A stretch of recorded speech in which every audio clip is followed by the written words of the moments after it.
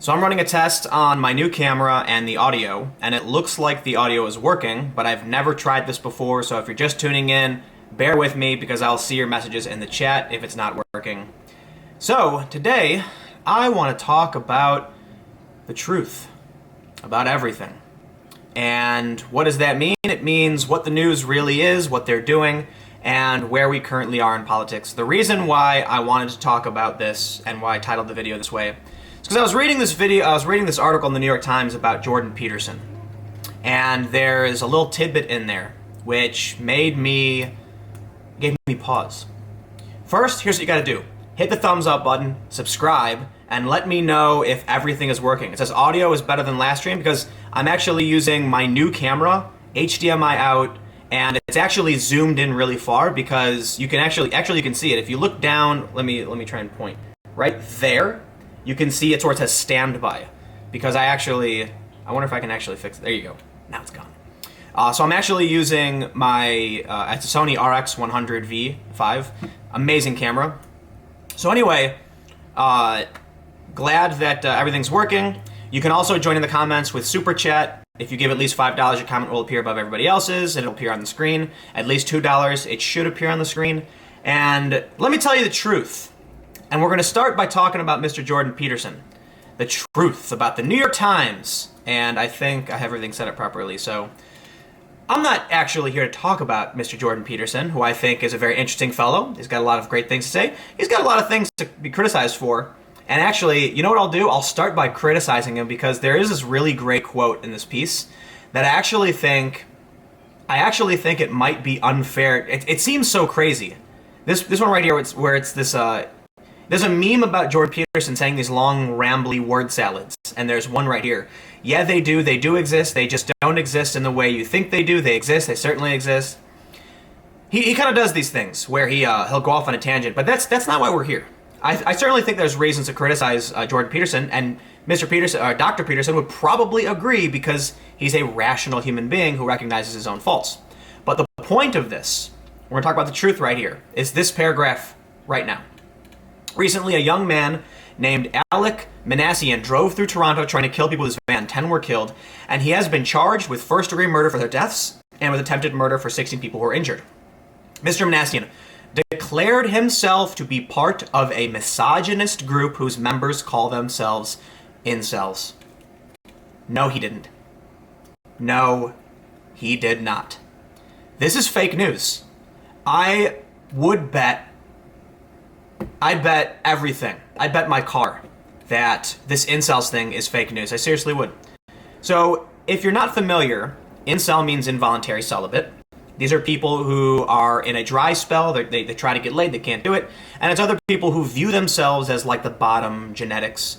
I'm not super familiar, like I don't want to speak, I never like speaking on behalf of groups, but this is like the general understanding of this.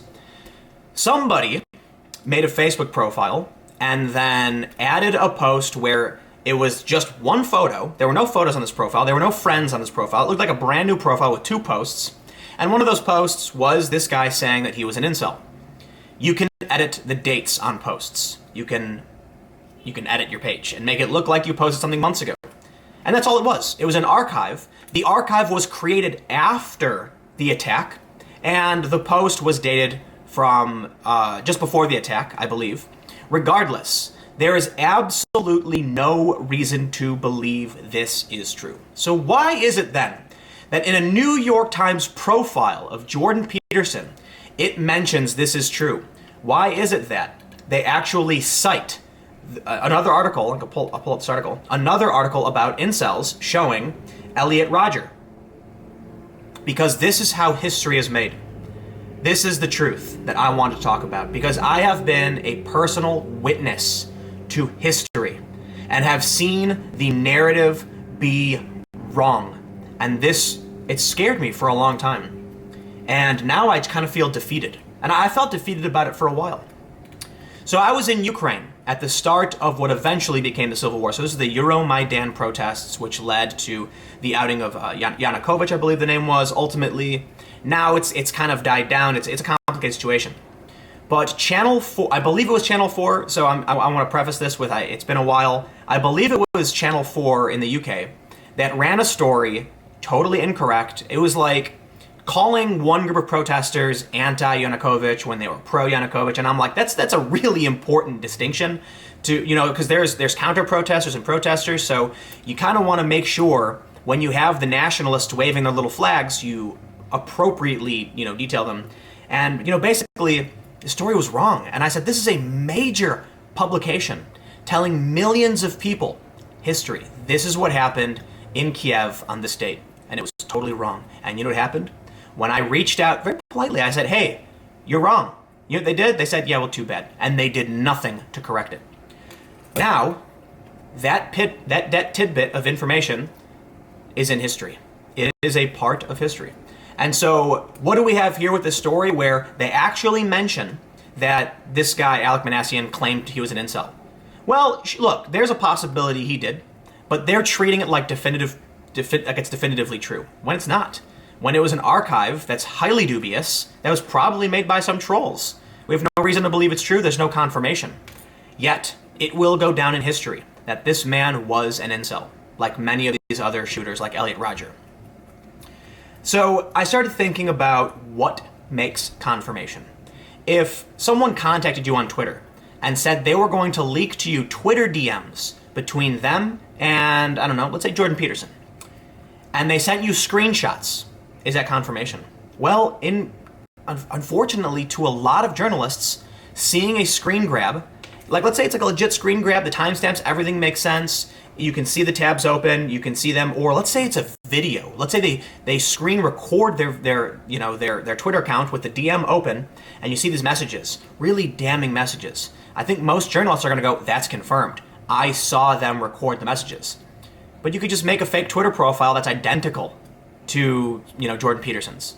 I'm just using him as a public figure. Like, you could take any public figure, make a fake profile, the same photo, with the same bio, the same background, and it looks perfect. And you can, but except for the follower count, obviously, but you can easily obfuscate that. And then you can actually record yourself opening that Twitter page, looking at the DMs, and then seeing that person say horrible things. And most journalists are probably just going to say that's true. So, I've been thinking about the idea of what the truth is. And when I started covering a lot of these stories on the ground, when I started traveling around the world and seeing that mainstream news was just so damn wrong, I started thinking about every other moment in history, which is probably just so damn wrong. I want to make sure I'm not missing any super chats because I know I got a bunch in here. So I'm going to hit these I got one super chat from Cryptic. I have a very high distrust of the media, and this is of their own doing. They are scum to me now, and they are more hated every day because of their dishonest report. You know what? Let me send out a tweet real quick.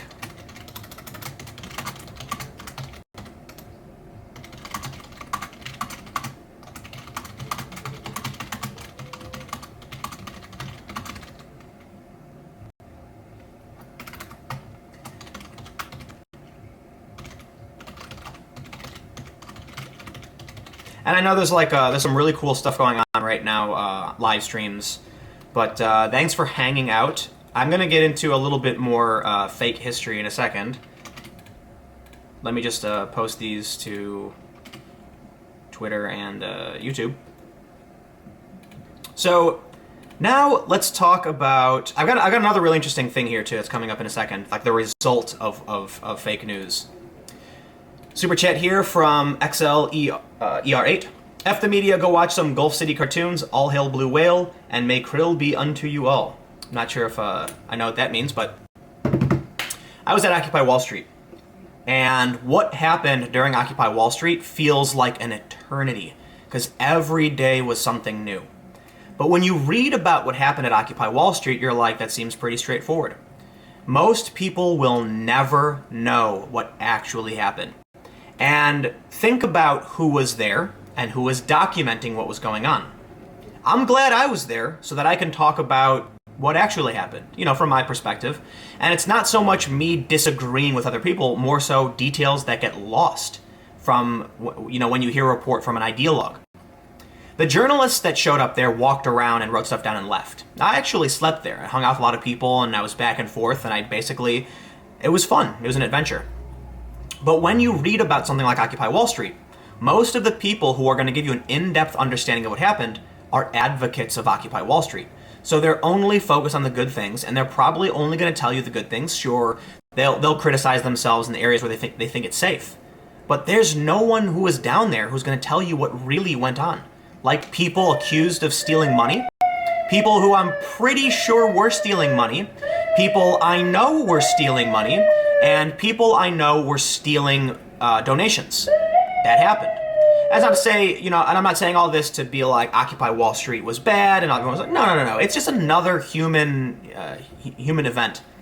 Got a super chat here from Fretchinator2. We need to have compassion for people that are incel, of course, not the ones that commit violence. They already feel ignored. That's another thing, too, about the whole incel story. It's like, why would you want to rag on people who are already feeling so down and depressed? Like, these people, if you want to prevent this kind of things, like, help. Like, don't make fun of them. It's ridiculous. So, there were a few things with Occupy Wall Street, like, most people don't know that there were two governing bodies. There was essentially a civil war. Actually, The Daily Show covered this. There was an East and West divide in the park. You had a group that called themselves the General Union that operated by, different tents. There was a bunch of tents, and each tent had a group of people in it that would send one person to communicate with the union that would determine what they should or shouldn't do. And the group known as the General Assembly was like the main organizing body that controlled everything. Well, here's an example of something that's really important that is mostly omitted from a lot of what you hear about it. The General Union people, actual Occupy Wall Street activists, had buckets. They were fundraising. They were asking people walking by to help donate to their protest. So what the other group did was published online a message that anyone asking for money was a scam and they were stealing from you and they weren't part of Occupy.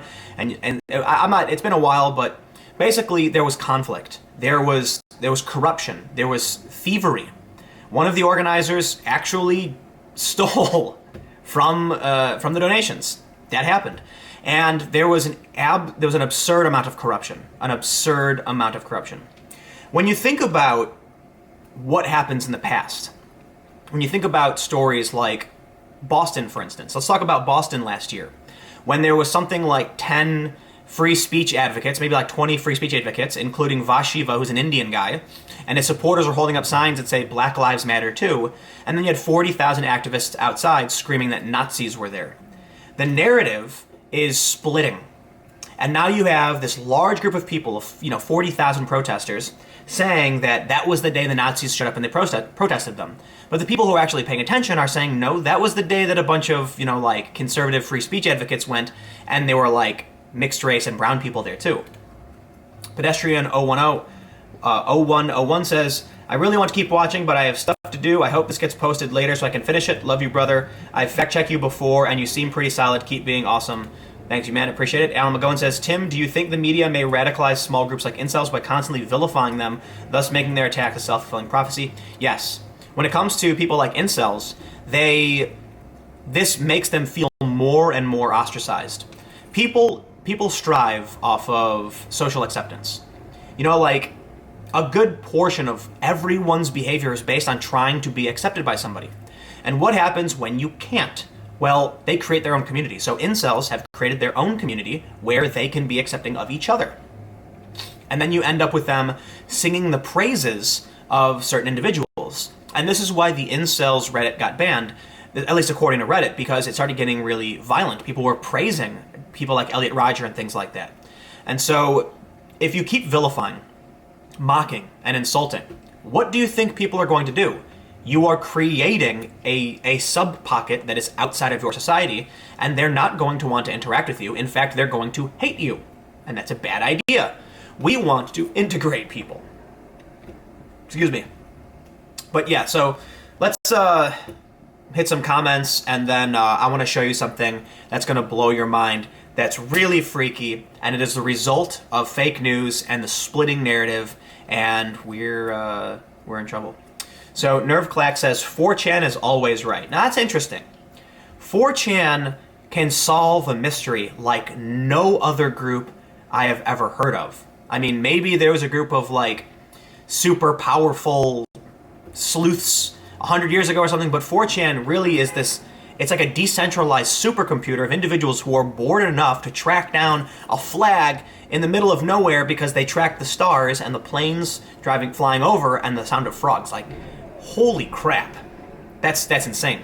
But also keep in mind, most of what's posted to 4chan is trolling and nonsense, and it's just a lot of nonsense. And that's not my opinion. Like, the website says, only a fool would take these things seriously. So, let's see. Someone says they're not getting video. I don't know if I can. All right. I want to show you guys something that is the result of what the splitting narrative, fake news, and the echo chamber. Let's see. Heimdall's Gate says, I really want to tell the incels to watch Big Dawes TV videos when he does odd pickup lines or Nerd with Puppy just to prove to them, just have confidence and girls will give you a chance. Well, I think that's the thing about the idea of incels, is that a lot of these people are socially awkward. Because looks aren't necessarily that important. A lot of them are just socially awkward, and that makes it almost impossible. There was one guy I saw who claimed to be an incel who was actually like a normal-looking guy. I'm like, I'm not a good barometer for attractiveness on men because I'm not attracted to them, but he seemed like a regular-looking person. But he stuttered and looked down and, talked in really short, quick sentences, and I'm like, well, there you go. Got a couple more super chats. Frenchinator 2 says, you should not measure your worth by the attention you get from women. Incels are looking to get validation from women. This is a part of their problem. Yeah, I get validation for myself. Like, I go out and skate. I set goals. I work to accomplish those goals. And, like, today, I kind of hurt my knee skating a couple days ago. And so I was trying to what I do is every trick 3 times in a row. So make sure I have it locked down. And today I was just having a bad day. And so I skated for an hour doing one trick nonstop. Because focus, But it's good exercise. Rebecca Arnold says, selfish people will always use religion, tribes, and groups to do selfish things. Doesn't make that group bad, nor prevent reporting that behavior. Yeah, it is what it is. But let me blow your mind. Let me shock everybody and depress everybody at the same time. You see this? The waterfall of polarization. Left versus right voting ideology of every member of Congress in the last 100 years. So we can start up here. It's kind of maybe hard to see for all of you, but up here we've got 1915. And you can see here, you've got chunks of people voting blue, chunks of people voting red. And then between around like 1935 and 1969, you have overlap. You have some people red over here, some people blue are crossing over. You can see there's a kind of a mesh here. What we hear is when you see these gaps, like this white here, it's when they got rid of the incumbent. Something happened where it says gaps such as these indicate few Congress members kept their seats. Very few. So something changed. And then we have another group. But this piece right here, there's a lot of overlap here. But now look where we are now. Look how far left this chunk goes right here. And then look here, all white. You know what that means? 2009 was the last time there was any overlap of right and left voting between Democrats and Republicans.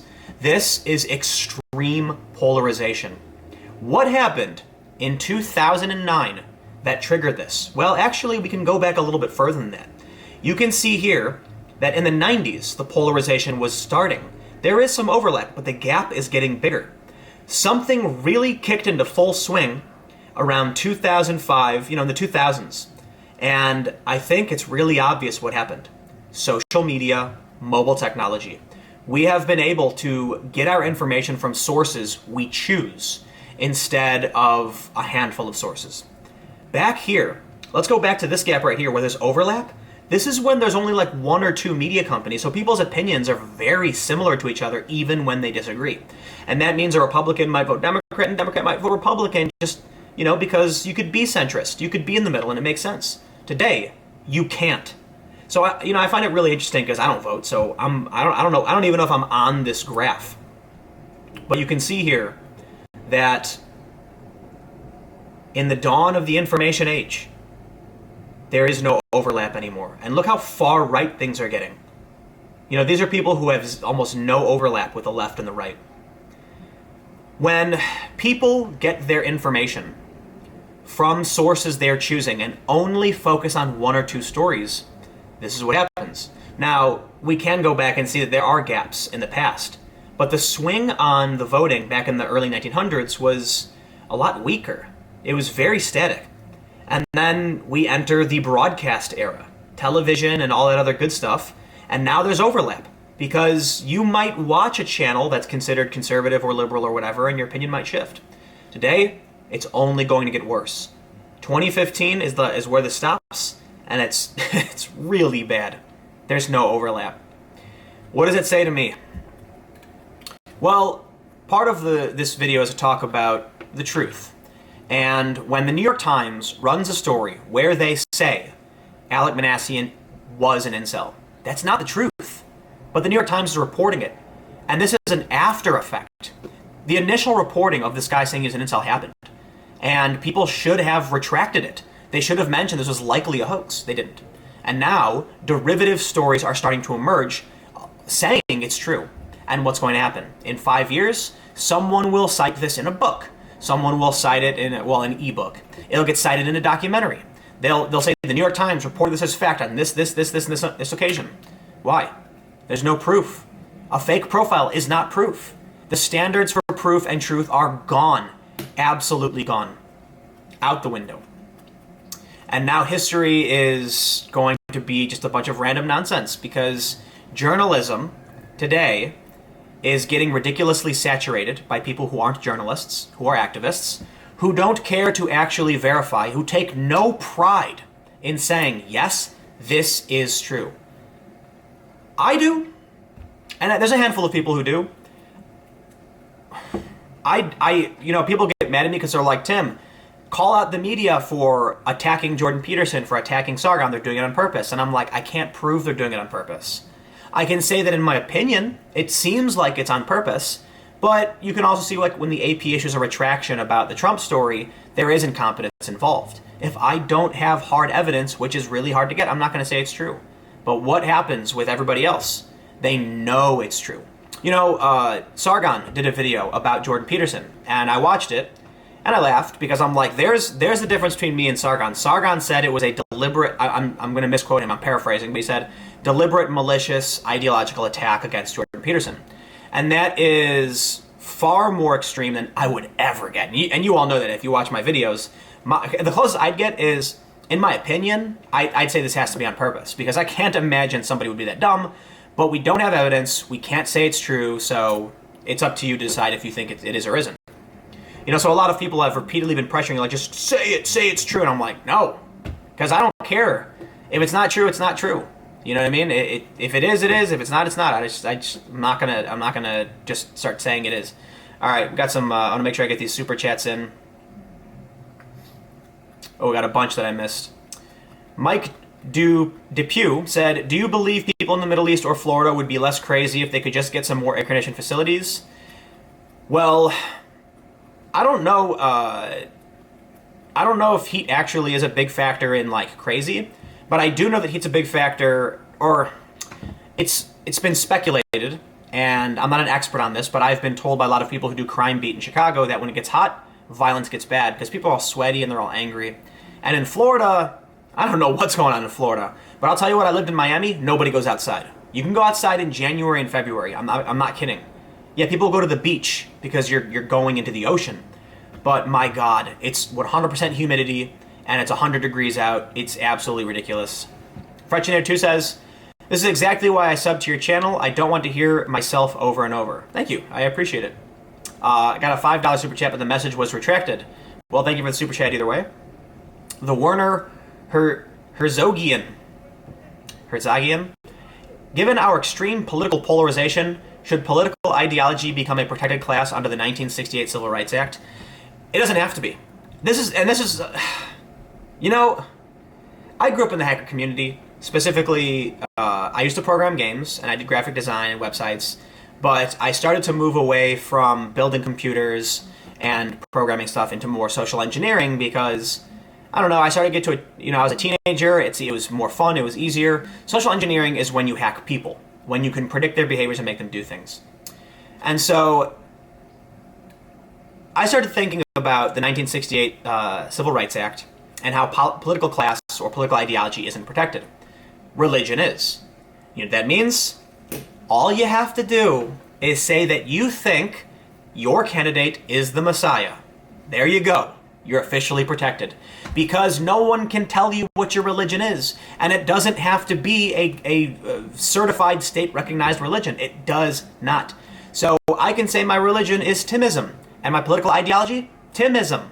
What does that mean? It means it's internal to me, and only me, and literally no one else, and that makes it a protected class.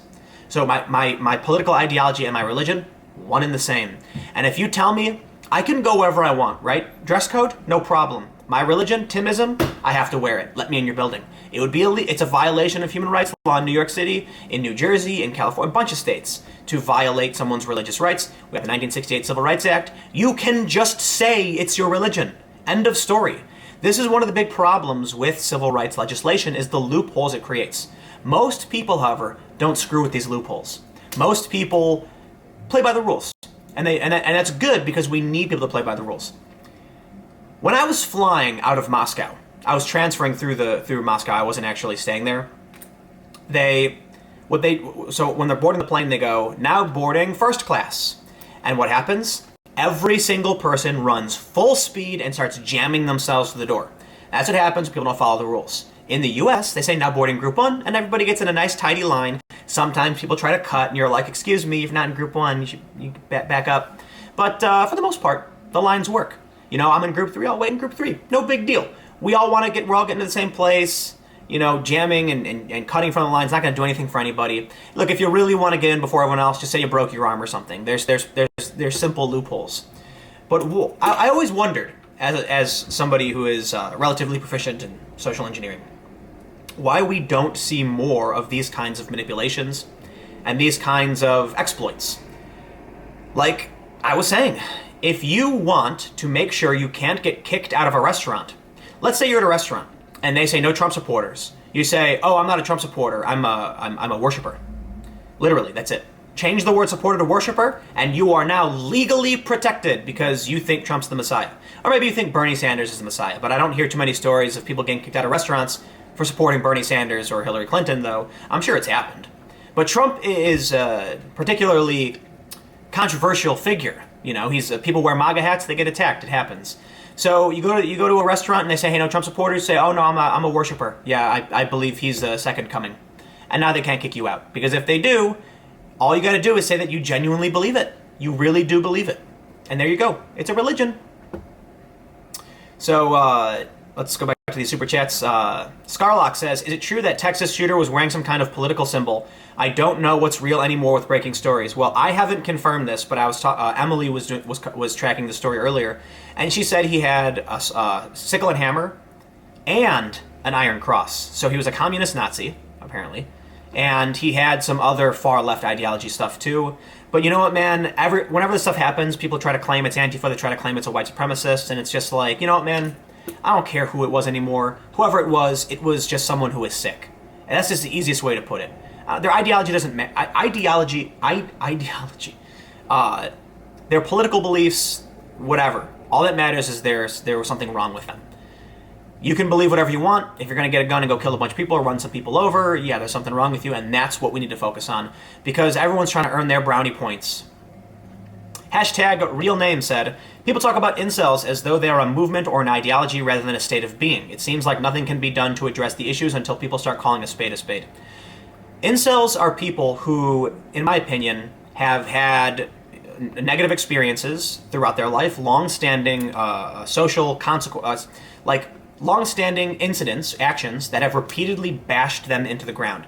Imagine like someone standing there trying to figure out how to be a good human being, and then everyone just keeps, whacking them over the head with a sledgehammer, pushing them further and further into the ground until no one else can see them, and they're not able to figure out how to get out. What happens? Self-destruct. What people need to do is, like, the incel tears community on Reddit is one of the most disgusting things I've ever seen. You've got a bunch of people who are really angry, socially awkward, whatever the problem is, they're not having a good time of it, but these aren't people who are beyond reason. These are people who are depressed. These are people who are angry. These are people who need help. And instead of actually being like, hey man, look, don't be so angry, like, let's talk, they just mock them. And I'm like, you shouldn't do that to anybody. Like, that's what I've been critical about a lot of the, like, anti-SJW community and the SJW community, is because they just mock each other all day, and I'm like, that's gonna solve anything. But whatever, it's politics. It blows my mind that we have someone like Elliot Rodger. And then what's the response to someone who is so, screwed up that they go on a shooting rampage? Reddit allows a community to just berate and mock these people. These are people who need a helping hand, who need a friend, who need someone to, play tennis with or play some video games with or something. Not to be ridiculed and beaten further into their corner. My God. People are cruel, I'll say that much. All right, we got a bunch more super chats. James P., your honesty, you report fact, not fiction. Watch and love all your videos. Find myself waiting for the next one, skate or die. Hey, thanks, man. I really appreciate it. I don't think I get everything right. I think I'm wrong a decent amount of the time. I don't think everything, done by anyone is ever 100% right. It's just, I try to do my best, and that's all I can really do. So I appreciate everybody who watches and everybody who appreciates my work and watches my videos. It's a tough run of things because YouTube is a vicious beast, to say the least, and making sure that I'm covering the stories that matter the most to people, that have the biggest impact, not falling down any holes of only talking about one thing or the other. I tend to do packages of stories.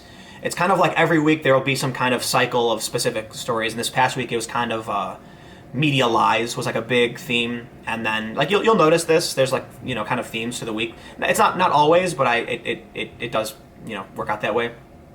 Justin O'Toole says, out of context fact, the Metro newspaper said women are not allowed to read it. Check my post to Sargon's page on Facebook 9 hours ago, grossly offensive. Oh well, I'll check that out in a second. Araya says, Occam's razor has to supersede Hanlon's razor at some point. It makes more sense that you have a malicious group of journalists than that many journalists who are bad at their jobs aren't fired. Well, what I would say to that is it makes more sense that someone at the top just doesn't know or care, and the people at the bottom are really, really dumb. Never underestimate what is it saying? Never underestimate stupid people in large numbers or something like that. I've worked at these companies. I remember one day I was sitting down to drinks with 12 journalists based in New York at various publications, and I was very dumbfounded at how here's what happens. Okay, you could technically call it malicious, but I think for the most part it is incompetence, because these people will all sit around in a circle drinking beer, and one of them will go, "Oh, did you hear that alt-right guy Jordan Peterson? I saw an article in the Daily Beast about some alt-right psychologist Jordan Peterson." And then another person will go, "Oh, yeah, see, he's alt-right, isn't he? Oh, wow, I didn't know that." And then what happens? Well, the next day they go, "Hey, can you write about Jordan Peterson?" They'll go, "Oh, that alt-right guy." And then they write it. Because they don't do work. They don't Google search. They don't fact check. This is what these people do. What do you think happens when these media companies can't sustain themselves anymore? Well, they start hiring people who are incompetent. I don't understand why it's so hard to believe for so many people that a company that is laying off dozens of people, Vice News laid off their entire news team a couple years ago, and then rehired a skeleton crew. You gotta imagine they have no money. Vice has money, but you gotta imagine that when they're laying off people, Vice News isn't sustainable, so they're hiring crap. They're hiring totally incompetent idiots.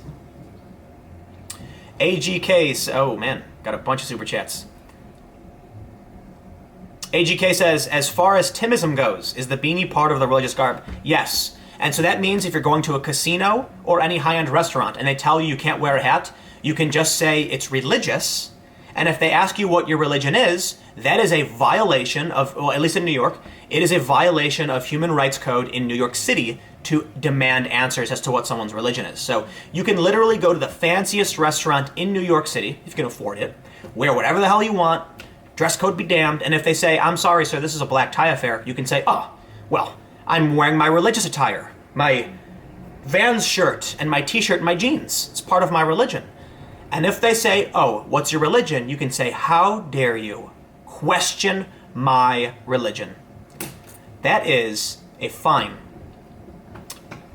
Kairos Papago says, what are your thoughts on nationalists? Do you believe they are detrimental to a nation, or are they simply patriots? It's interesting because I think for the most part, Americans are default nationalists. Now there's more extreme nationalists who are very, very vocal, very active, and very strict on immigration. And so when we talk about the idea of nationalism, you tend to think about these activists that are want stronger borders and things like that. But you can be a nationalist and still want lax borders. You can actually be a libertarian nationalist and think the borders should be significantly weaker. That's fine. But I think when it comes to the colloquial understanding of nationalism, it's the idea of like America first and things like that. Yeah, that's patriotism. I mean, it's as simple as that. If you're supporting your country and you want to make your country better, yeah. I think another aspect of patriotism is being critical of the government and challenging the establishment and everything like that. I'm also really shocked. Well, I shouldn't say I'm shocked, but it's so interesting that the left today is open borders, like totally open borders, because even Hillary Clinton called for a border barrier. It's like a normal thing to be for borders. Otherwise, you're just not a country at all. But yeah, the people of the left today are like, you know what's happening? Like, let me pop over to this chart real quick. This right here, this polarization is a perfect example of what's happening. As the gap gets bigger, the left side, the Democrats, have to keep trying to be more and more extreme to the point where they're like over here going, no borders. Everybody who comes into this country legally or illegally, they're a citizen. This right here, this weird fringe that's like shooting to the left, these are people calling MS-13 human, like good people, and they're angry with Trump that he's referring to an international drug cartel that traffics children. Yeah, he called them animals. I can't believe what I'm hearing today. Because the Democrats, for a long time, like growing up, were for borders. Like, man, what world do we live in? I don't even know what's happening half the time anymore. Vicious Snake says, Tim, I need help. Something happened to Ashton Birdie by InfoWars. I tweeted Paul J. Watson, and he treated me like an attacker instead of a fan, which I am. I just want to know what happened. She said she was going to hurt herself. Please help. So, I saw that stream, and my understanding is that she's okay, but I don't really know, because I don't really know her. We talk a little bit when things are getting crazy. I sent her a message asking her if she was all right, but she didn't respond. And then I heard back from someone else who knows her saying that she was okay. So my understanding is that a lot of people called the police. Like, so for those that aren't familiar, Ashton Birdie is like a YouTuber and conservative personality I interviewed a few weeks ago. And apparently she was like really depressed. Something happened where she went on live stream crying and then threatened to hurt herself, and people like are freaked out about it because no one really knows what happened. But my understanding right now is that she's okay. But again, like, I'm not really tracking what's happening with her. So, but I think we're okay. I think she's okay. Jason Burkett says, journalism isn't dead as long as people like you are out there. People like us will find you. Also, I appreciate the one thing you won't do that others do is dehumanize people you disagree with. I mean, that's how I came to be where I am. I tell this story fairly often, but I remember being like 18, and someone asked me if I believed in God. And I was this 18-year-old punk rock, like literally like skin-tight jeans punk rock. I was at work, so I was wearing normal clothes, but I scoffed at the idea, like religion, man. And what the guy said to me was, he's like, why don't you believe in religion? And I was like, it's a book of fairy tales. It's a book of fairy tales written in the Bronze Age by a bunch of people who had no idea what the hell's going on. And so he said to me, let me ask you a question. What are you breathing right now? And I was like, air? And he's like, no, like, what is it made of? And I was like, nitrogen, carbon dioxide, oxygen. And he's like, oh, okay, yeah. How do you know that? And I was like, I learned it in school. And he's like, oh, okay. But like, where in school? Like, how did you come to know that was true? And I was like, in science class. And he's like, oh, you read it in a book, right? And I was like, yeah. Like, scientists did studies, and that's where we are today, and it was written in a book, and I read the book. And he goes, oh, because, see, when I was in school, I read a book that said Jesus was the Son of God, and there was a guy in a white coat who wrote that book, so that's why I believe it. And then I kind of went like, that's a really interesting point that I never considered. And what it made me realize is, not that he was right, because I certainly still think he's wrong. There's way more reason to believe science, even bad science, like even unfinished science has more credibility than ancient religion. Apologies to anybody who's going to be offended by that statement, but hey, it is what it is. But what I realized was there's a reason why he believes what he believes, and it is basically the same reason as me. I certainly think I have more evidence to suggest I'm right, but now I kind of like entered his shoes where I was like, that feeling I get when I read that book telling me about science and nature and all that stuff, he has the same feeling when he reads the Bible. And I was like, whoa. So, like, these people actually see the world, see a truth based on what they read and what they experienced the same way I do. And and something I didn't think about before. And so after that, I immediately like pulled back the reins and was like, it would be really, really stupid of me to approach like a pro-life conservative thinking I'm smarter or better than them like they're dumbasses. Because they have reasons they believe what they believe, and they're probably very similar to the reasons I have. I think I'm right, and I think I can present evidence to them to show them that I'm right. Basically what I learned was they can come to the same conclusion that I did if they see the same thing, and the only way you're going to do that is by, cheers, having a drink, sitting down, having a conversation. Coconut Fox says, late to the party, so this may be redundant, but did you see the leaked vid from Google? I did not. Anybody, what is that? I got a ton of super chats I'm trying to go through, but I'll check that out in a second. Sean Taylor, I was an incel, now married, abused as a kid. That led me into depression and no self-esteem. When people rag on incels now, it still cuts me to the core because I am still that person and they hate me. I hate that. Like, I know, I've known people who are socially awkward, really weird. Maybe they have Asperger's or something. And I'm like, hey man, you're cool with me, I'm cool with you. I remember I used to hang out with these kids who were like the cool skaters, and they used to rag on this kid at the skate park that kind of skated by himself. Why? Like, why would you do that?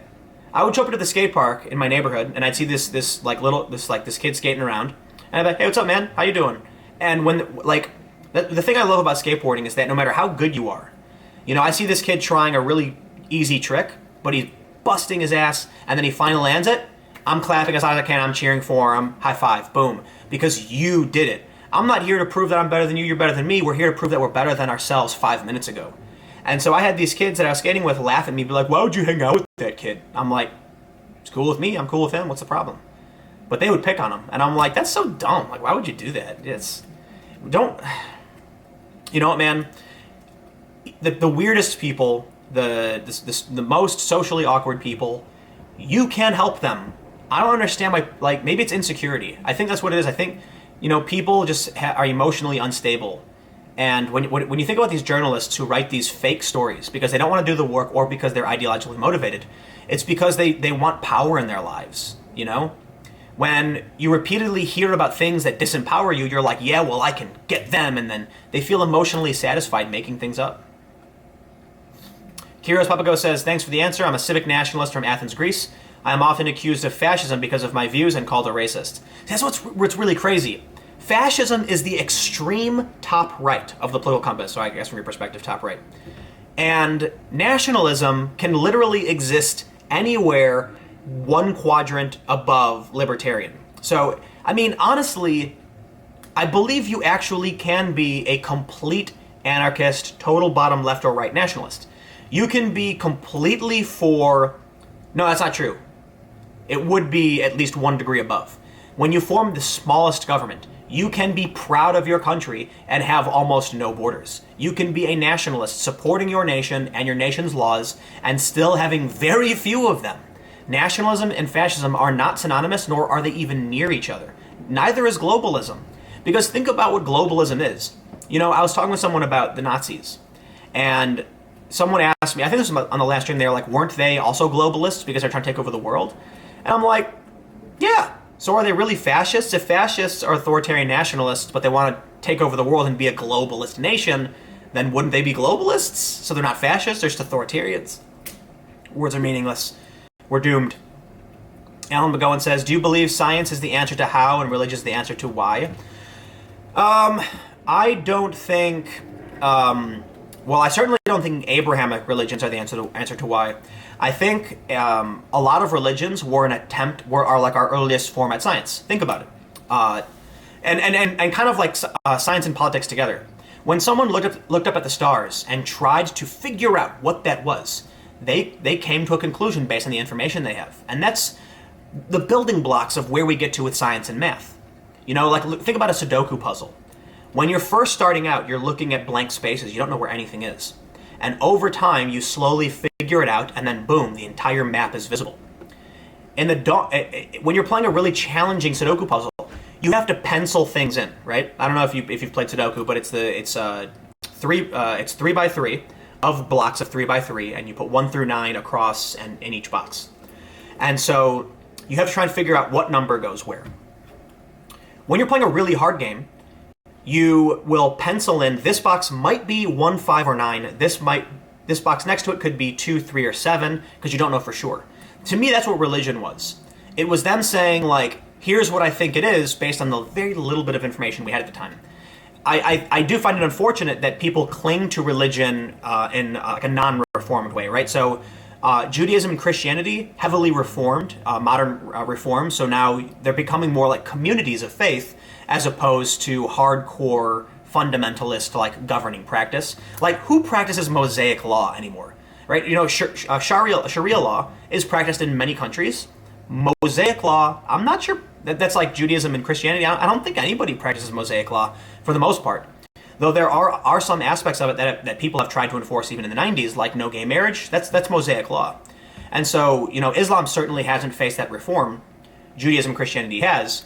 But thinking about like other religions, like Hellenistic religions, Greek, Roman, all the gods, it was like an attempt to explain with what little information they had. So we're at a more advanced time than that.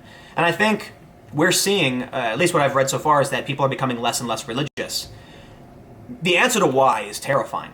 The answer to how is equally terrifying. Just ask yourself, what is existence?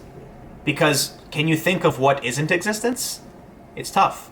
I don't know. Crazy questions. And I guess there was a time where we didn't have any answers, we didn't know how the world worked, and everything seemed like magic. So religion emerges. But also keep in mind, religion was also like a governing body. Mosaic law was authority. It was how people, you know, obeyed certain rules. And it's interesting because a lot of them make sense. Like why wouldn't you eat pig? Well, people probably got sick back in the day from eating it. So they were like, hey, no, don't eat that, you know?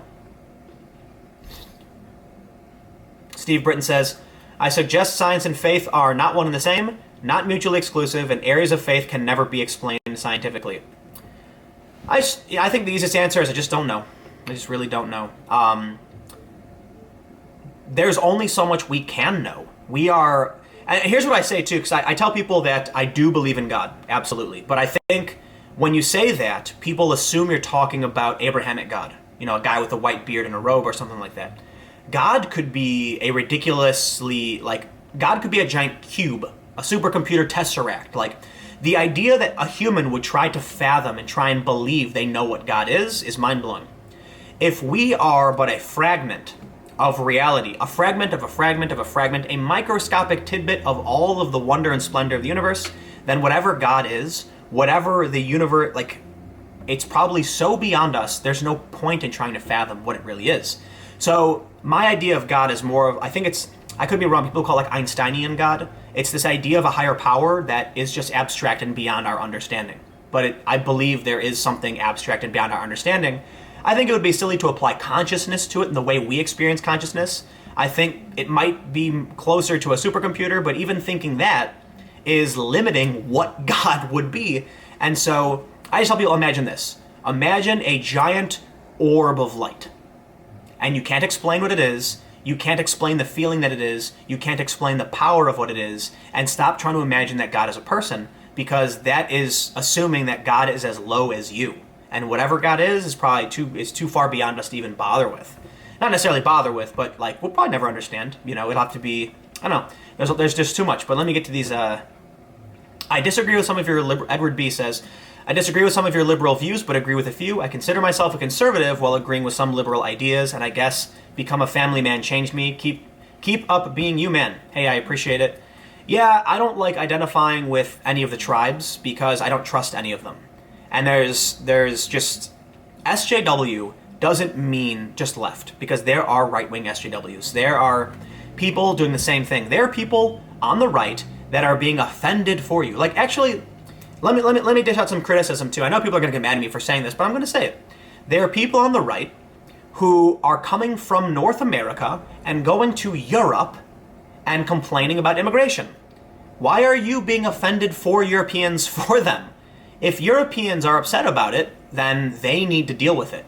Especially if you're a nationalist. If you believe that a nation has a right to determine its own, structure and how it exists, if half the country of, say, Germany is like, we're on board with immigration, then why are you coming from North America to Germany to be offended on behalf of people who aren't offended? It's no different than a white liberal saying what you said was racist against, Chinese people, because they're not Chinese. And the Chinese people didn't care that anybody was wearing that dress. Stop being offended for other people, no matter what side of the aisle you're on. Left, right, whatever. Look, I was having dinner with a bunch of people who were alt-right, talking about, white people need to reproduce and all that stuff. And I said, you know what, man? Like, most white people are okay with race mixing. Like, you're not arguing against an ideology. You're arguing that white people need to do something that most white people don't care about. So it's like, you're probably not going to win because you're at odds with your own identity group, So anyway, we'll move on. French says religion and philosophy very close to one another. Absolutely. And that's why the Eastern religions are very philosophical. Vicious Snake says, thank you for answering me and not attacking me like an enemy. Paul Joseph Watson, who I used to sub to, should learn your demeanor. Tim, you are my number, ! I think meant number one. News source, even more than Phil DeFranco. I think Phil DeFranco's awesome. I've been watching Phil stuff for a long time.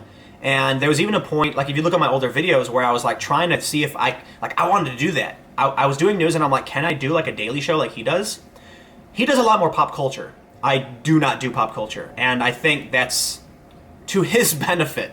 I think if I did pop culture, my channel would grow way more quickly and be, I'd make way more money. But I like covering issues that matter to me.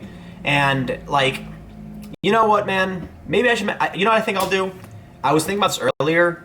If I made a second channel talking about comics, why I like DC more than Marvel, but I'm so ashamed of the DC Cinematic Universe, and I love the Marvel Cinematic Universe way more than DC. That's what breaks my heart. I like DC more than Marvel, and then the Marvel Cinematic Universe is a masterpiece, and the DC Cinematic Universe is a nightmare. I'm like, maybe I should do pop culture news and stuff, because I skate, play music, watch movies. I just never talk about it.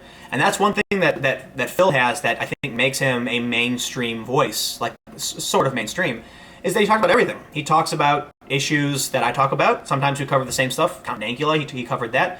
But he also covers pop culture stuff. He's a general news update show. And he's been doing this for a decade, and I've been doing it for a year and a half, so. Frechinator 2 said, I consider God to be the universe and reality. I'll tell you another thing that I learned. When I went to Catholic school from kindergarten to 5th grade, and what they taught me was, and maybe they taught you guys something different. They taught me that God is and always will be. He is everywhere and all around us, and he made the universe. And I was like, wow. And I literally imagined a bunch of little dudes all over the place, little guys in white robes, when they said he's everywhere. I don't really know what that meant. But then I remember being in science class, and energy was explained to me as energy cannot be created or destroyed, only changed. It has always been. It makes up everything in the universe, and it is all around us. And I was like, wait a minute. That's the same way they described God to me.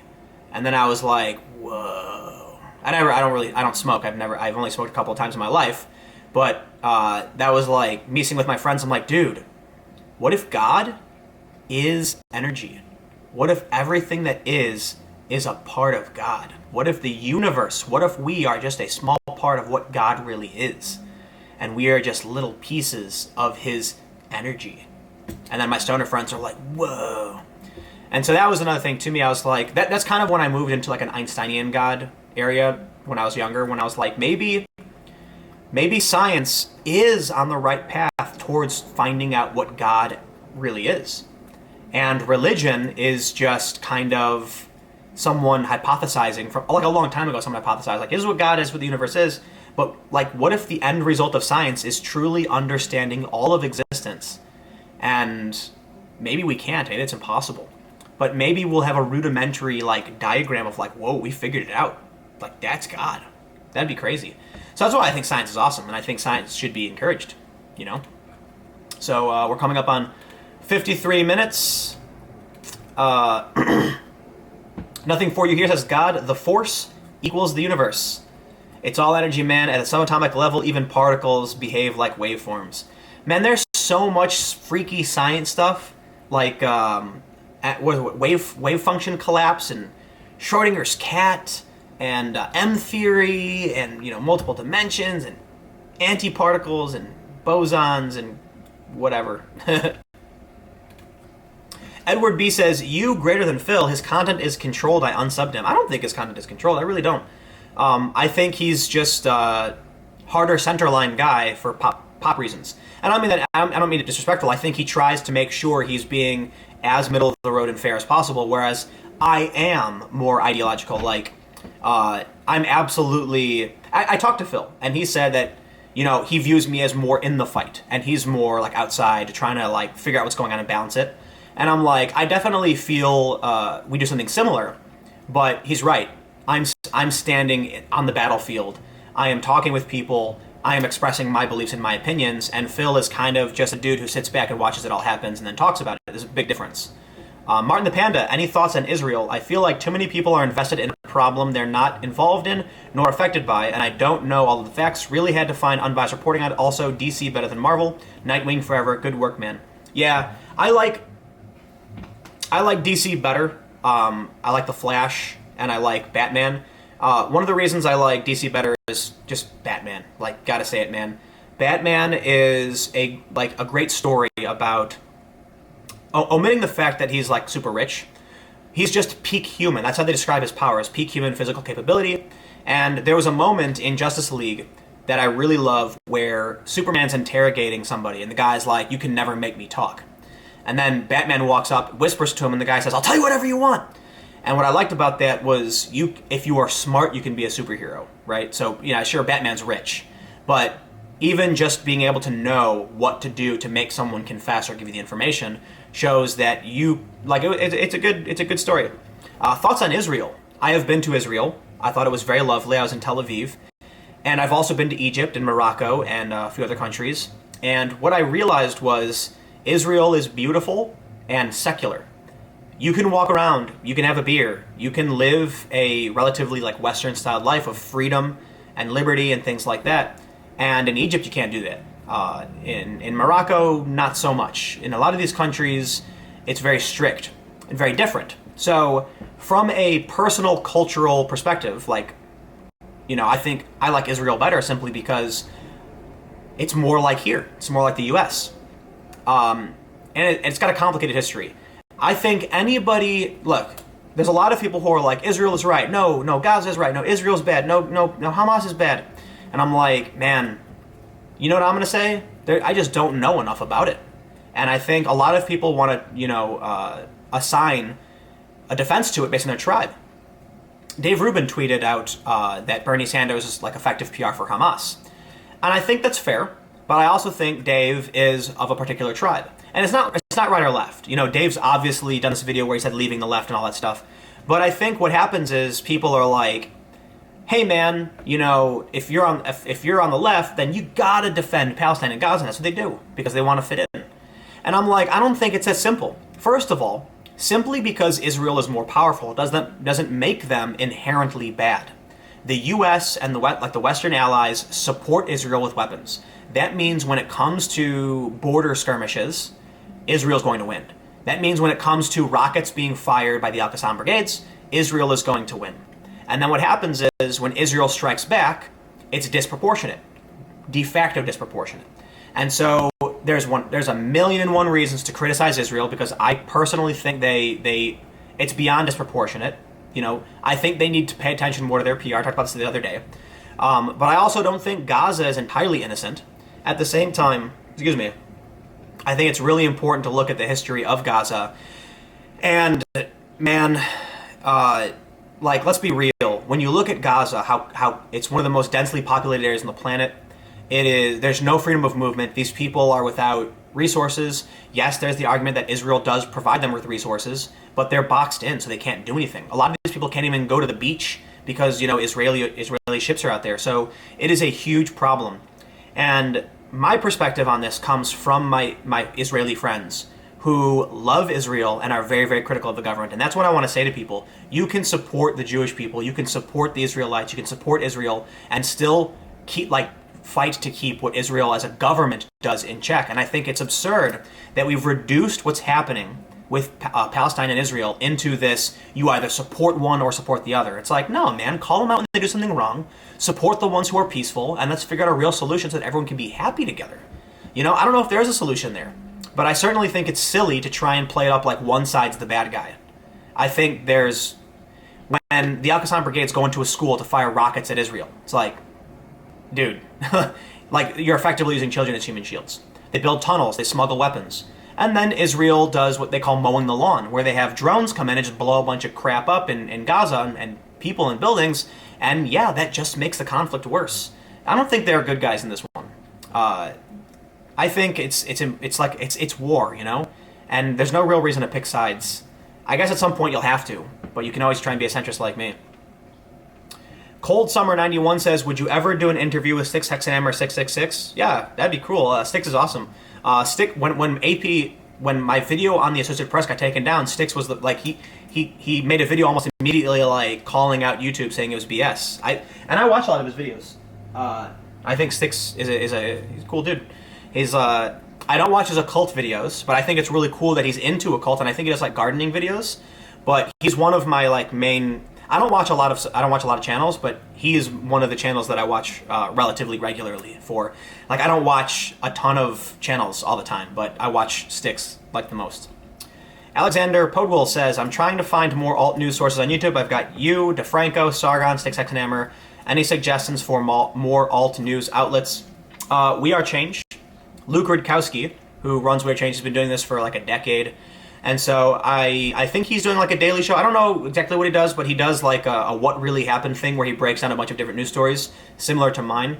And what I think is important about like alt news and alt media is that we all kind of cover different things. Philip is a more like a mainstream pop culture and politics, like he kind of like an overarching like generalist.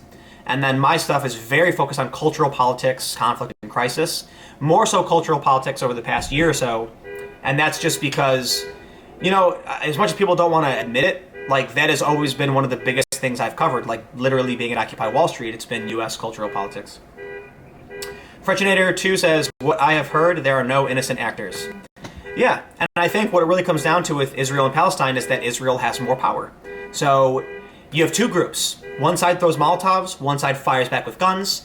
Everyone immediately says, wow, they're shooting with guns, they look so bad. And it's like, well, it's a conflict, you know? We don't just think the loser is right. You know, who was right? I don't know. Do I think Israel could do better in terms of proportional force? I do. But at the same time, I'm not Israeli, and I don't know how their government works, and I don't know what they need to do or what they shouldn't do. But I just want to say, like, my general opinion towards Israel's actions in Gaza is relatively negative. It's pretty negative. Because I think from a PR standpoint, they're not doing a good job. And I think from a conflict standpoint, they have the power. It doesn't mean they need to use it in the way they do. But again, I will always concede that I know so little about what's going on there. I think it's silly for people to try and like be as opinionated as they are. Do you ever hop in your Discord and talk to people about issues at hand? I think it would be interesting. I do.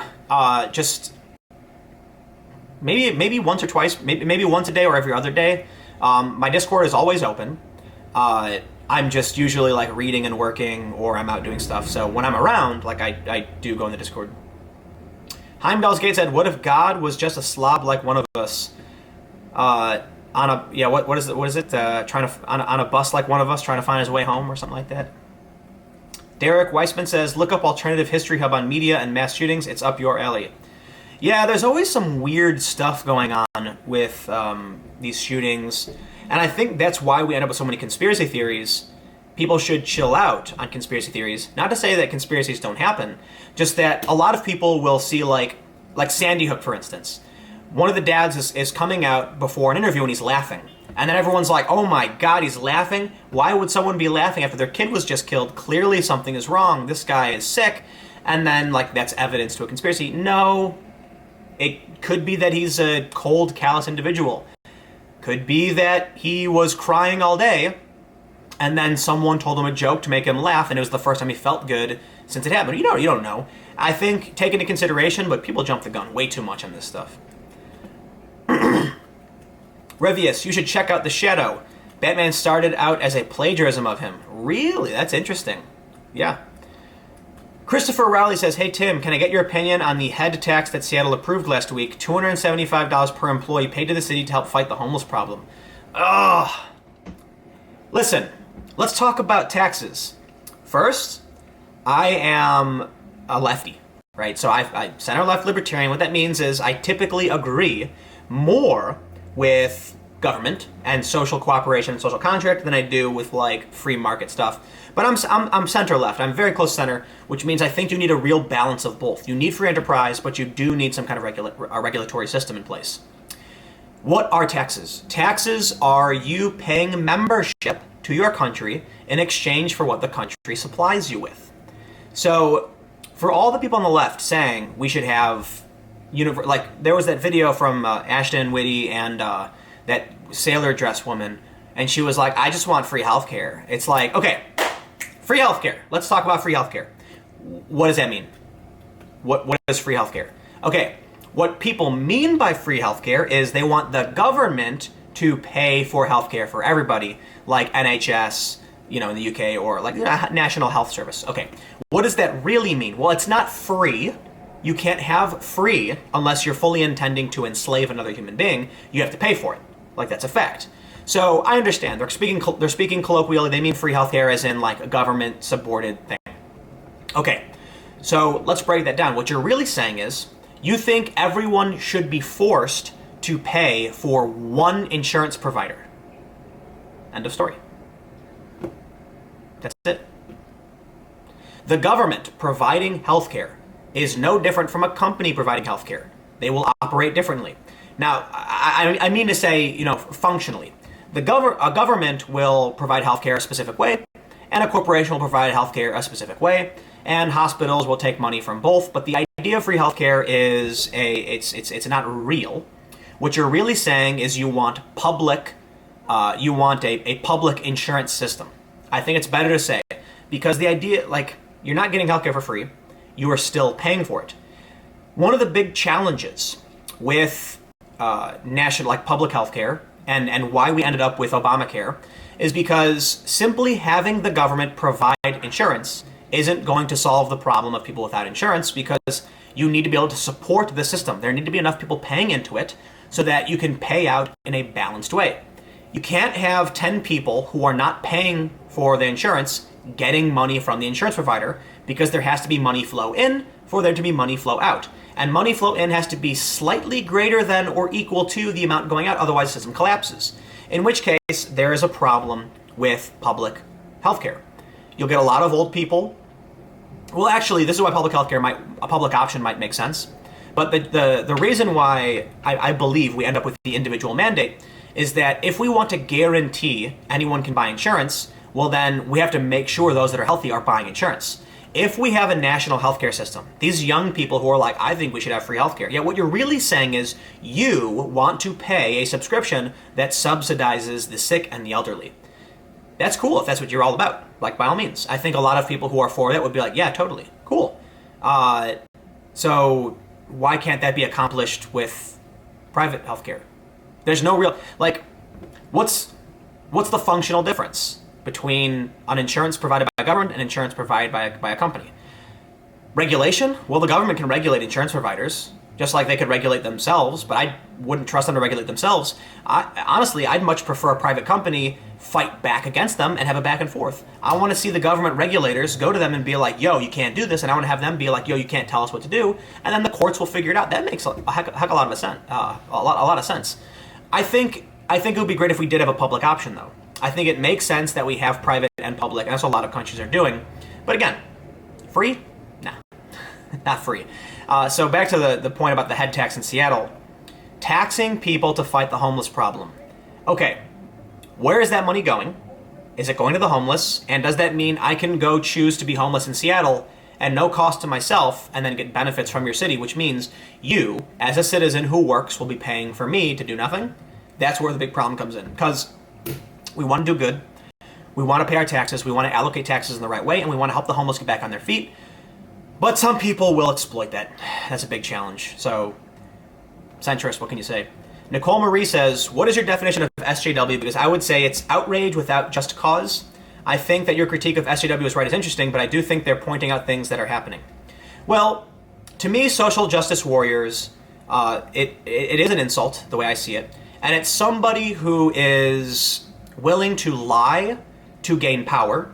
They're ideologically driven, often without the actual facts behind them. And they often resort to personal attacks instead of actual debate. So what does that mean? Well, if you call them out, they will call you racist. They'll say, oh, you're a racist. When it comes to news stories, for instance, they will lie because they feel they have a right to lie because they are right and you are wrong. They are narcissistic, they are ideologically driven, and they won't actually talk about facts because many of them don't believe in facts.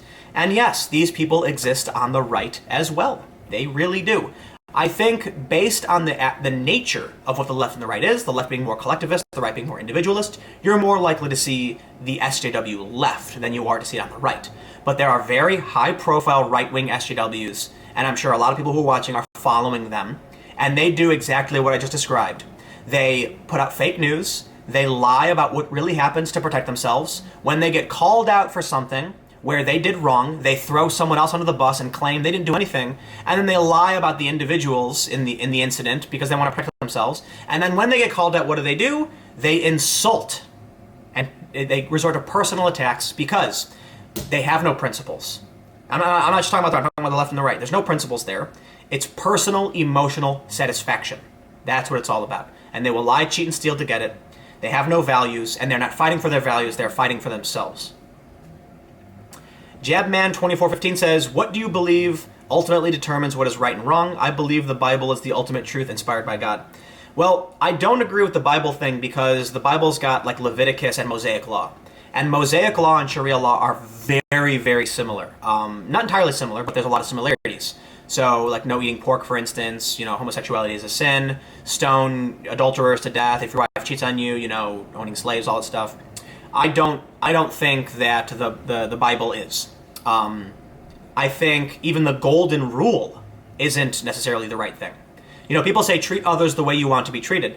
Yeah, but what if you're someone who likes getting punched in the face? Does that mean you should go around punching people in the face? No, there are some limits. What is right and what is wrong is really tough, because ultimately it is subjective. There are reasons why people believe one thing is right and other people believe something is wrong. Some people are absolutely okay with murder. Like, no joke. Totally, I think it's fine. There are a lot of people who view abortion as murder, and there are a lot of people who view abortion as literally nothing, a simple procedure to remove a speck from inside their bodies. How do you determine who is right and who is wrong in that instance? Even if you say life begins at conception, I personally believe that it does. I am not pro-life, though. I'm not pro-life simply because I am very far down on the libertarian scale, meaning if somebody, when it comes to pro-life and pro-choice for me, a woman can't be required to provide sustenance to another living being. No person can be forced to provide nourishment and life to another. It's kind of part of the non-aggression principle. So there's an ethical conundrum of a woman getting an abortion because she doesn't want to support that life. Well, if it can't live without her, she has no obligation to allow it to live off her. And that's just how I view it. So I fully recognize that life begins at conception. I truly believe it does, simply from a law point of view. Like if a woman is pregnant and she gets and someone gets into an accident or someone robs her and she loses the baby, you get charged for the baby as well. I don't think there's special circumstances that negate the existence of the creature in the womb of the mother. But at the same time, you have two human beings in this scenario, and you can't force one to provide for another. It's just ethical conundrum. I don't think I'm 100% right. I think there's a lot of holes in my logic, but I will never be the person to go to another human and say, you are forced to support another life form. I can't. Autonomy. It's tough. It really is tough. And I understand that it's a real ethical conundrum, moral conundrum. Revia says, the Nordic countries make use of large state-owned companies to pay for the welfare. Taxes will never be enough. Yes, and they, so there's a difference between, this is what really annoys me, when people are like, socialism works, look at Scandinavia. No, those aren't socialist countries. Socialism is when the state owns things, right? Those are welfare states. They are capitalist systems with high taxes, right? And Sweden, for instance, exports a ton of weapons. I think they export more weapons per capita than any other country. So they got a lot of exports, they got a lot of wealth, and yes, when you're wealthy, you can have a welfare state. If you're not wealthy, then you can't. Can America? Well, America's 300 and some odd million people, and Sweden's 8 million, so it's not a good comparison. Doesn't mean it's going to work. Frenchinator says, the Bible was written by people. People change. Yes. Justin O'Toole says, Tim, search .echid, read their philosophy. I will check that out later. Heimdall's Gate, please look into fairtax.org at the system of 28% sales tax. We have redundant tax collection. We could use sales tax only, no income tax, and no one could call that theft because it's voluntary. That is a really good point, but I believe in the progressive tax system for one simple reason. Well, it's actually not simple. I'll tell you why I agree with a progressive tax system. Because power attracts power, money attracts money. Let's go by old numbers from Harvard. I haven't checked out the latest numbers, but it was said that you needed $77,000 per year as the median income to live like a middle-class American. That's very different in very different parts of the country. So if you live in the middle of nowhere, it might be $50,000. In New York, it's like $135,000. So why does it matter? Well, if you make $100,000 per year, you can put $23,000 into your retirement account, right? You are living comfortably. You have your 2 weeks vacation. You have new clothes, your haircut. You're smiling. You're working, and you're saving. But what happens if you're making $1 million per year? You're doing, let's do it like a flat tax. You can still take out that $77,000, but now you've got something like 900,000 whatever to invest and make more money. So if you make $1 million, you can live like a king off 200,000. If everyone's paying a flat tax, what that does is it creates an unfair competition within the workforce for those that are already wealthy. It is a big challenge, and I think adjusting the progressive tax scale makes sense. But if we had a flat tax, in my opinion, what would happen is the wealthy would have a large opportunity to get wealthier. People have said to me, yes, but it's a percentage. It's fair. Well, here's the thing. Let's say I make $100,000 and the tax is 30%. I now have $70,000 to live off of after I pay taxes. I am not quite at middle class median. I can save, but I will live frugally, and I won't be middle class average. Let's say I'm making $1 million and I put $300,000 in taxes. Well, I still have just about $600 or so thousand to invest and to do whatever I want with, which means I'm now going to see my salary plus capital gains on top of it. So progressive tax does make sense because the more money you have, the easier it is to make money. There is still risk involved. I've got some stocks, I understand risk. I've got cryptocurrencies and all those things. I see that stuff go up and down. But ultimately, we don't want to create a dramatic wealth disparity. We don't want to take away anyone's wealth. Heaven forbid, I think we don't want to go anywhere near what Scandinavia does, because I have talked to people there who've said they feel totally demotivated.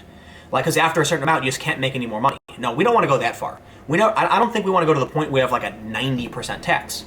But I think the current system we have right now makes a lot of sense. So that's just my opinion.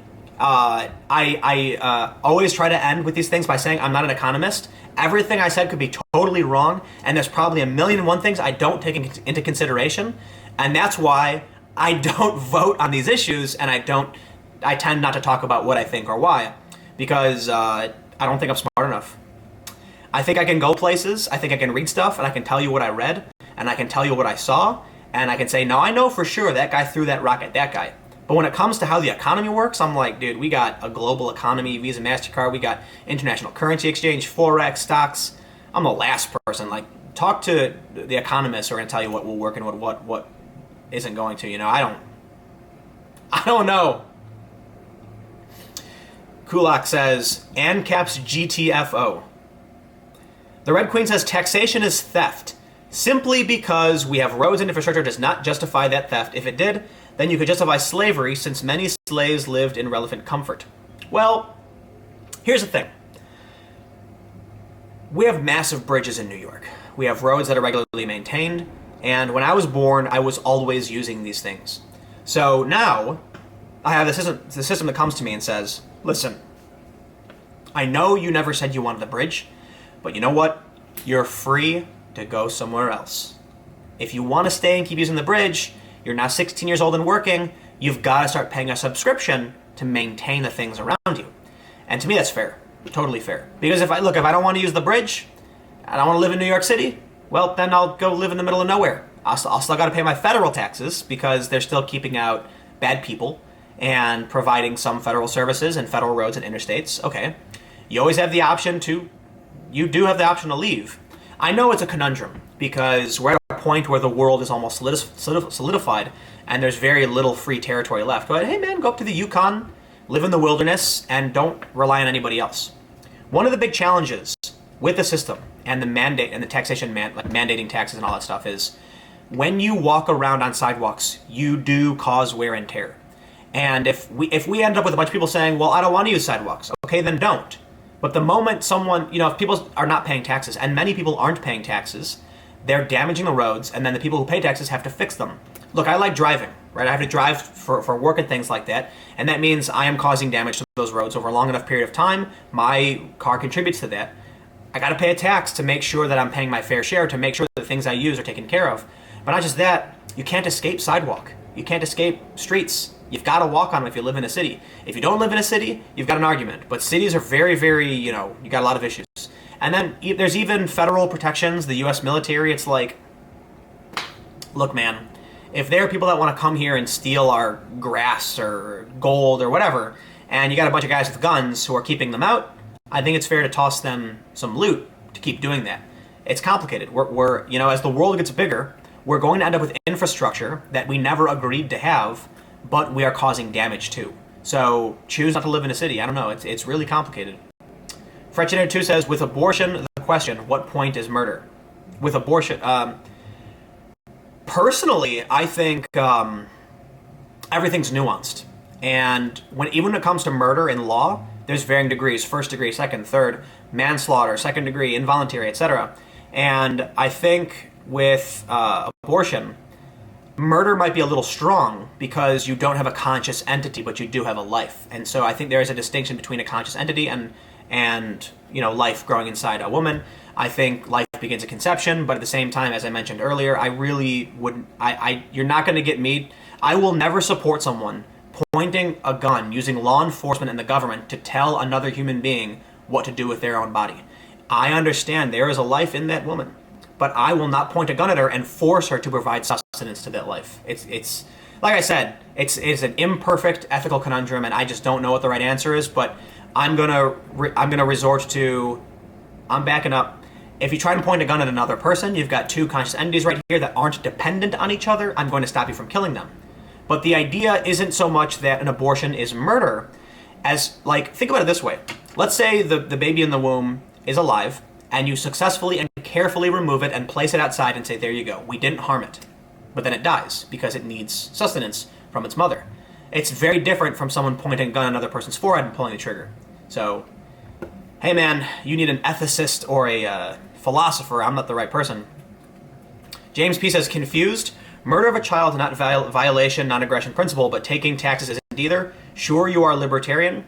I'm little L libertarian, which means I don't believe in forcing people to do things they don't want to do. So when it comes to streets and taxes, we have a conundrum. You are already getting the benefit of what I paid for as soon as you come into existence. I understand you never agreed to it, but we don't take taxes from you until you start working. So you are presented with a choice at 16. You can drop out of school. Public schools are paid for by other people's taxes that are participating in society, that are living in homes and working in the community and benefiting by water and gas and security, safety, police, fire department. You can leave at 16 before you get a job and exit that community and not pay those taxes. Even to the extent of illegally crossing the border into another country, which has its own laws, to live in the wilderness and do those things. So it's an issue of, if I think roads are necessary and I'm willing to pay for them, why should you be allowed to create wear and tear and use my roads and not be willing to pay for them? You don't have to live. There is no legal obligation for you to live in my community. So you can leave. And it's simple. So taxes, I think, are technically, that's why I don't like the idea that taxation is theft, because it's like, if you don't work, you don't pay taxes. No one's coming to you and taking what little you have when you have nothing. And you can always be like, I'm not going to live here, and then go live somewhere else. And not only that, if you work under the table, then no one's taking your tax money anyway, so it's not really that bad. And I think a lot of people underestimate the shoulders of giants. We have so much in this world that has been built about that we're standing on the shoulders of giants. The people who built the interstate highways connecting the West Coast to the East Coast, the railroads, all of these things, that benefit us by bringing stuff from ships around the world to our city. And you can choose not to have it. You really can choose. You can leave. But I think the issue is a lot of people who think they're entitled to live in a community where our ancestors paid blood, sweat, and tears to build it. And then they say, well, I never agreed to it, so I'm not going to pay for it. But you're using it. So it's really simple. If you live out in the middle of nowhere, I totally understand you could have issue with what the federal government is doing for sure. In cities, it's a different story. So it's nuanced. It absolutely is nuanced. So if there is somebody who lives in a big city and doesn't feel they should have to pay taxes, I'm like, well, now you've got a problem because you're effectively stealing from those that are paying for this infrastructure. If you're causing damage to it and refusing to contribute, you're a drain on what other people have paid for. I like to tell people, like take government out of the equation and think of government like any other organization. Let's call like like New York City, we'll call it the roads company. Everyone pitches into the roads company that builds roads, and there's one guy saying, well, I never agreed to it, I'm not going to pay for it. And we're all like, but dude, like you're walking on our roads. And he's like, so what? And we're like, you got to pitch in to fix the road. You can leave. Like, you can go live somewhere where there's no roads. Like, don't make that our problem. And I think this argument goes the same for, like, undocumented immigrants. They're coming to our communities where we pay for these things and not paying for them. It's different when they get jobs. It's different when they are paying. It's different, like, legal immigrants, absolutely. But there are issues with undocumented immigrants and taxes. I'm not an economist, so, you know, I don't know exactly how that works. But then to go back to the question of pro-life versus pro-choice and the difference and why I am libertarian, because I will never force someone to live in my community. They are free to leave. If they want to use the resources that have been built here by generations past, then I think it's fair that they pay for it. I'm still not going to point a gun at their face and force them to do it. But there comes a point where if they're actively destroying things, like we have a problem and police have to come in. Libertarian, little L libertarian doesn't mean you don't believe in law at all or authority at all. It just means that for the most part, from where I'm standing, things need to be solved by amicable decision making. It can't always. There does need to be enforcement at some point. But libertarian is one step above anarchy, for the big L libertarian, when you want some kind of government, but you don't want to be totally anarchic, which means there is some level of enforcement. When it comes to pro-life and pro-choice, you have to mandate that a woman allow another life to grow on her, and it's significantly more complicated. Murder, sure, if that woman pulled out a gun and pointed at someone's forehead and blew their brains out, that's murder. Because these people are not attached to each other. They can be separated. You could put them in different places and not have them fight. But a woman removing a baby from her womb is different because she's just simply choosing not to support it anymore. So forcing someone to support a life is a challenge. Now, again, I admit it's a moral conundrum because I think it is like what you are doing is resulting in the death of a life. Period. 100%. But then what are we talking about? What we're ultimately talking about is, do I think I have the right to point a gun at another person and say, keep feeding that life form? I don't think I have the right. I just don't. Bill Tucker says, have you seen the latest New York Times hit piece on Jordan Peterson that was published today? I was wondering if you've read it and what you think. I did. It was the first thing we talked about.